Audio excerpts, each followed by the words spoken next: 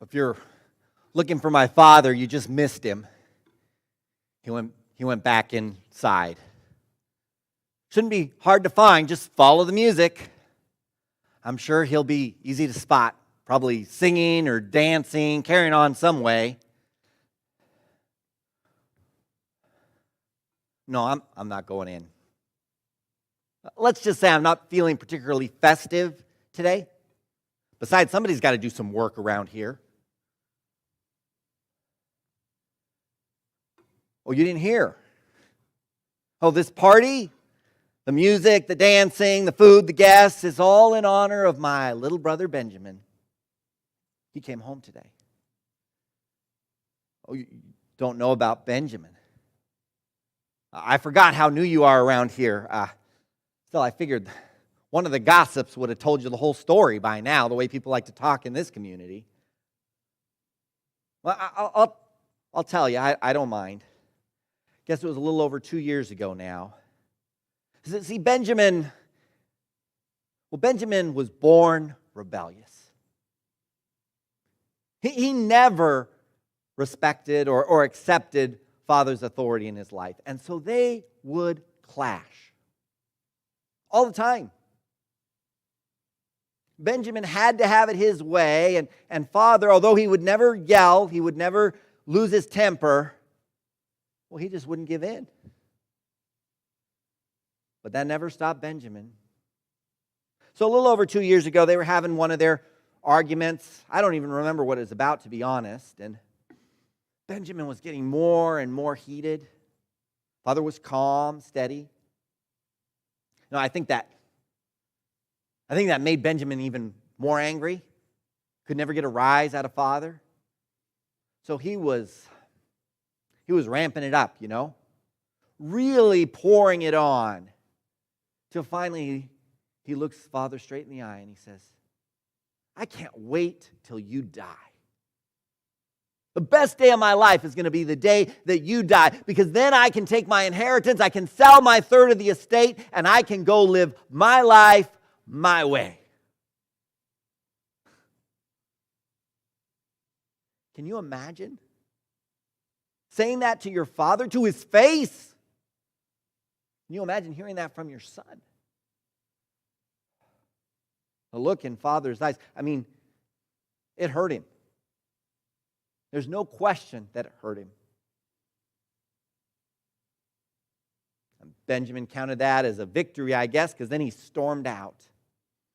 Now, I knew Benjamin had crossed the line, but with Father, you never know. I thought maybe that would be the end of it.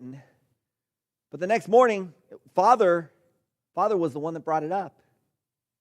He said, Benjamin, about our conversation last night. Well, my ears perked up, boy. I knew Father wasn't going to scream or anything, but I figured he was going to let Benjamin know exactly where he stood. And I wasn't about to miss that. That's not what happened. Father looks at Benjamin and he says, did you really mean it? Benjamin said, mean what? As if he didn't know exactly what Father was talking about. Did you really mean that you wish that I would die so you could have your portion of the inheritance now? He had the decency at least to break eye contact. Benjamin kind of looks down at his feet, shuffles a little bit, and he takes a deep breath and sticks up in his chin and looks right back at Father and says, it's not that I want you to die, Dad. He calls him Dad. It's not that I want you to die, Dad. It's just that, I'm tired of living under your house, under your rules. And the day that you die, I don't have to do that anymore. I can take my inheritance, I can sell it off, I can take that money, and I can do what I want with it. So yes, I do want my inheritance. I don't want to have to wait anymore. The nerve on that kid. Father looks at him and he says, okay, then that's what we're going to do. I was sure I'd heard him wrong. Benjamin, he was shocked too. It's not like our wealth is in a bank somewhere where we can just withdraw it. All our wealth is tied up in property and in livestock. But Benjamin insisted that's what he wanted. So Father gave him his way. Put the word out that property was for sale. Land, sheep, cattle, goats, all of it. A third of everything. Next day, the first lowball offer comes in for a dozen cattle. Father comes to Benjamin and he says, listen, this is half of what these cattle are worth. Benjamin didn't care. He wanted that money now. He took the offer. Well, then the word got out, right? Fire sale at the ranch. Then a couple of weeks, it was all sold off. Half of what it was worth, but still more money than any one person should ever have in cash. Much less a man like my brother. Father piled it all up, put it in a big old bag. Big old bag of money. And that day, Benji was already packed, ready to go. Father handed him that big old bag of money.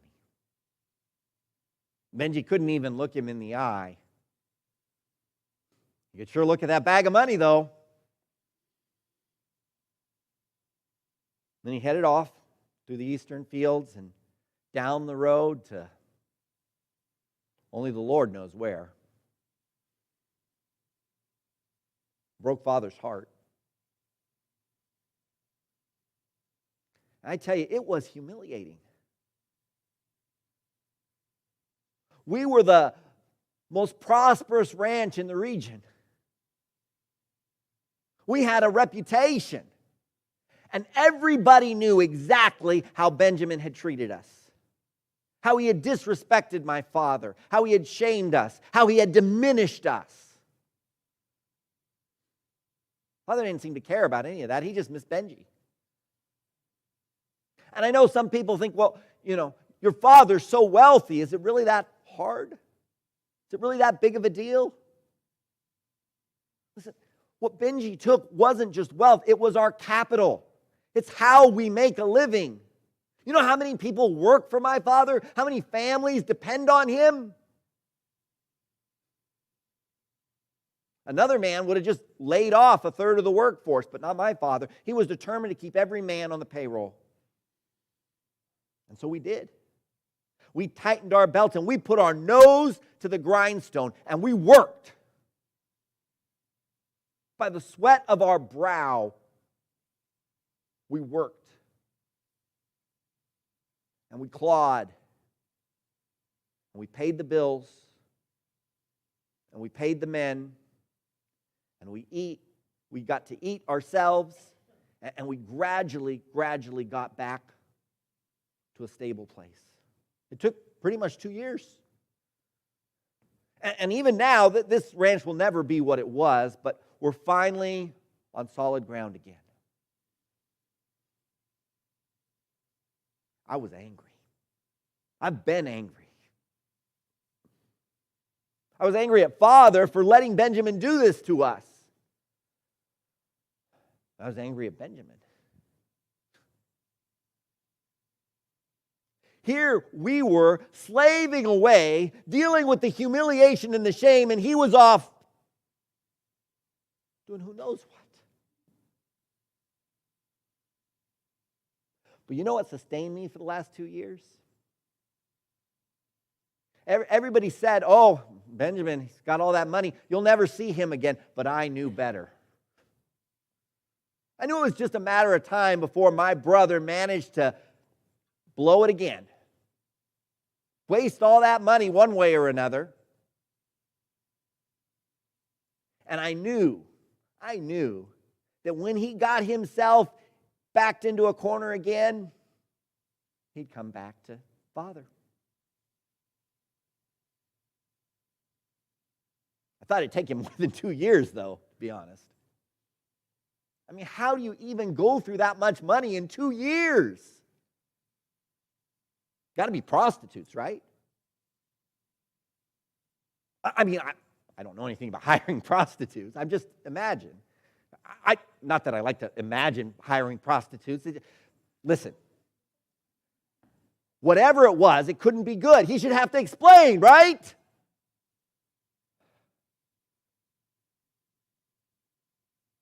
But I knew he'd be back. And I knew, even back then, I knew my father would be merciful. He'd hire him on, pay him a fair wage. Probably, if Benjamin managed not to screw it up, eventually Father would let him earn his way back into his good graces, let him sleep at the house again, maybe even call him son. I mean, his inheritance was gone, his stake in the ranch, he'll never get that back, but I know how my father is.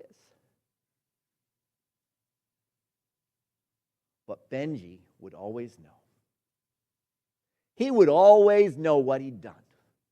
He would always know that everybody on that ranch knew he was the one that had cost us. And he would never be able to live that down. So when I came in from the field today and one of the servants told me that Benji was back, I was just disappointed that I missed out on the groveling, to be honest.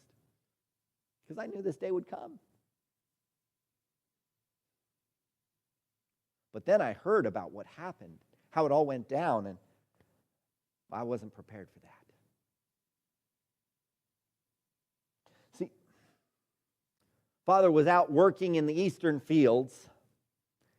He always works in the eastern fields ever since Benji left, you know. He'll send me out to the western edge of the property or someplace else, or hired man other places. He's always working in those eastern fields. And I've caught him staring off down that road where Benjamin left. He's out working in the eastern fields, and as the servants tell me, a man comes down that road. They say he was way too far away to recognize the face. I don't know how Father knew it was Benji. Maybe it was just wishful thinking.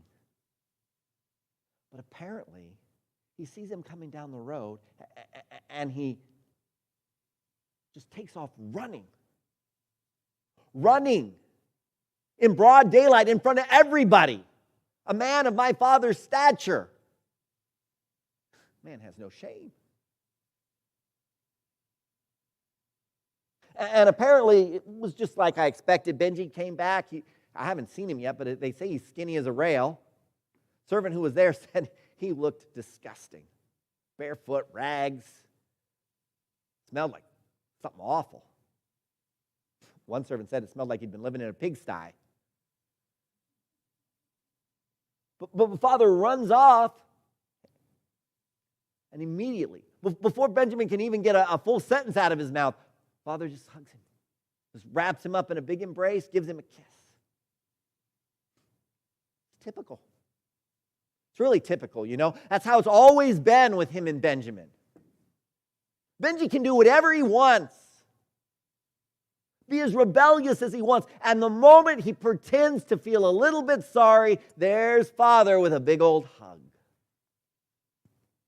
And Benji always hugs him back. That's who Benji is. You know, they say that Benji, he's a hugger.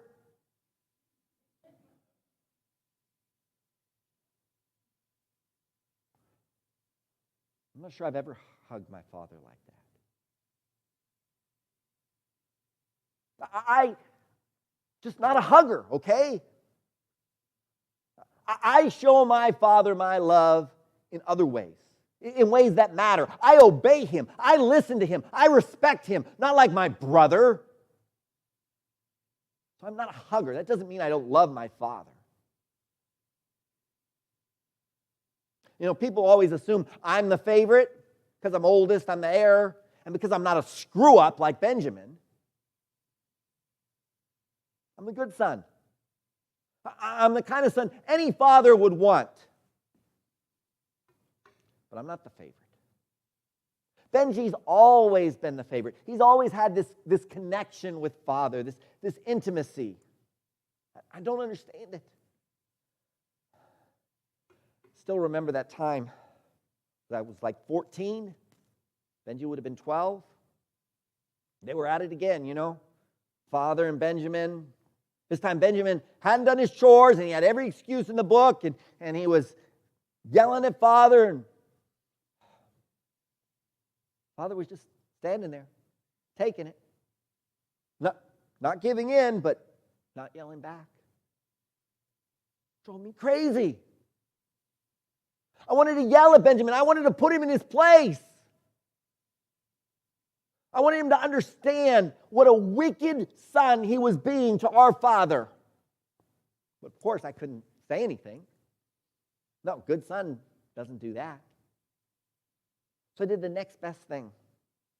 While they were there arguing, I went out and I did Benjamin's chores for him.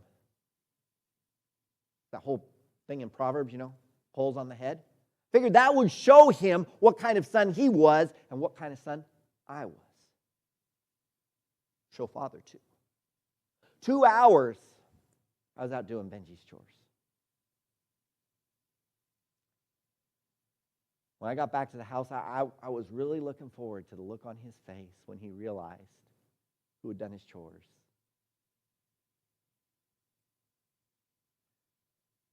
When I got back, they weren't fighting. You know what they were doing? They were singing one of their songs. Benji was actually in Father's lap. 12 years old in his father's lap. Laughing, having a good old time, like they weren't just butting heads before. As if Benji had done his chores and it wasn't me. And that's how it always was.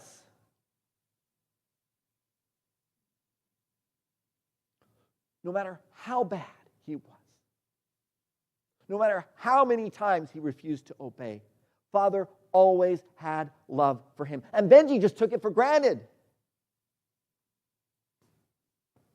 Father's going to love me no matter what I do.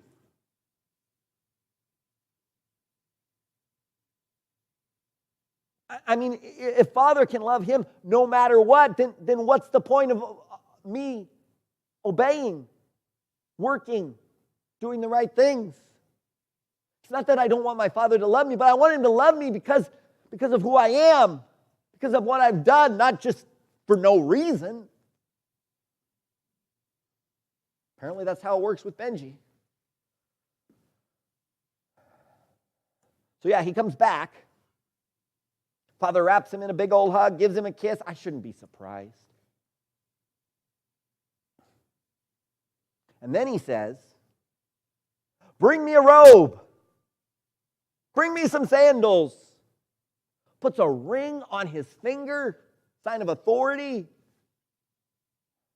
So much for being a hired man. He's back in the family, boy. And get this. He orders them to slaughter the fattened calf. They're in there eating it right now. Throws a party for this scoundrel. It's not right. Look, my father is a good man, but this is not right. Yeah, I told him. I told him to his face. He was just out here trying to convince me to come in. I told him exactly what I thought of his party. In all these years, I've never disobeyed my father. I've worked hard for him. I've always been the good son. I've never once even slaughtered a young goat to throw a party for my friends. I told him that too. You know what he said? He said, well, son, everything I have is yours. Everything I have is yours. Just because I'm the heir, just because, theoretically whatever's good for him is supposed to be good for me. Yeah, everything he has is mine. But what he really means is that everything I have is his. If I'd asked, he would have given me a goat. But the point is, I had to ask, didn't I? Nobody asked me, hey, is it okay if we slaughter our fatted calf? No, Father gets to decide. Everything I have, everything he has is mine, but only on his terms. So if I want my share of the fatted calf, I have to go in there and humiliate myself and act like I'm the same as my brother and everything's forgotten. Not right. You know what else he said? He said, well, we had to celebrate when Benjamin came back because, it was like he was dead and like he's back to life. He was lost and now he's found. We had to celebrate. We had to. First of all, Father, nobody had to do anything. You didn't even have to take him back. You could have told him to take a hike. That would have been perfectly fair and good and right. And the thing is, I don't even expect that of him. It's not that I don't have charity. It's not that I want to have my brother publicly flogged or watch him starve to death. I mean, we can have some mercy, but let's be reasonable here. If nothing else, to save face, he should have to spend a little bit of time in the doghouse showing that he really means it, right? That's just not how my Father is. He's got this thing about being generous and forgiving and benevolent and blah, blah, blah. Everybody knows it. Okay, fine. That's his thing. Maybe he felt like he had to. But this we business, that's what it really comes down to. We had to. See, it's not enough for my Father that I obey. It's not enough that I work hard. It's not enough that I do the right things. I have to think the right things. I have to feel the right things. He doesn't just want my obedience. He doesn't just want my labor. He wants my heart. He wants my mind. I'm supposed to think the way he thinks. I'm supposed to feel the way he feels. Benji can do whatever he wants, but as soon as he feels what he's supposed to feel, it's a big old hug.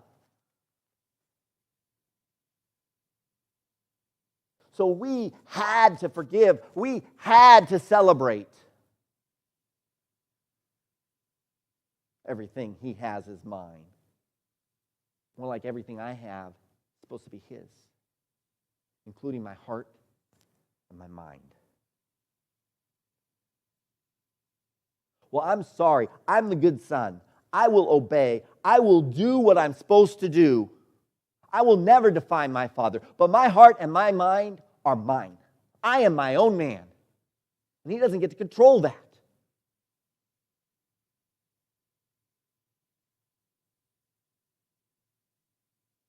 That should be enough that I obey.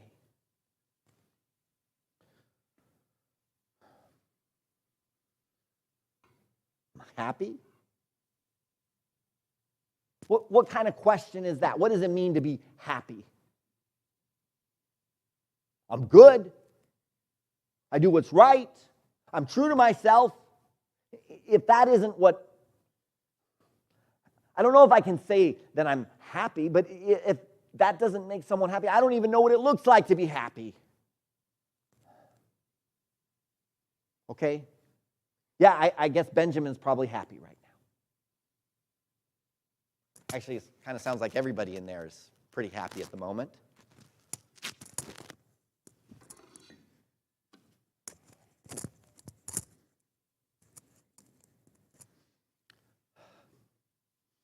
It's not that I don't want to be happy. It's not out of spite. It's just, I can't go in there now. I can't go in there. If I go in there, Benji wins. If I go in there, I'll be humiliated. It's like saying that everything that my Father thinks and feels is right, and everything that I think and feel is wrong. It's like I'm not my own person anymore. Like I'm just being shaped and molded by my Father.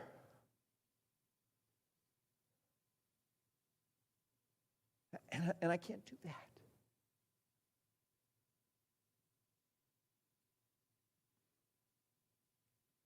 You should go in. No, really, I can't, but you should go in. It does sound like a pretty good party.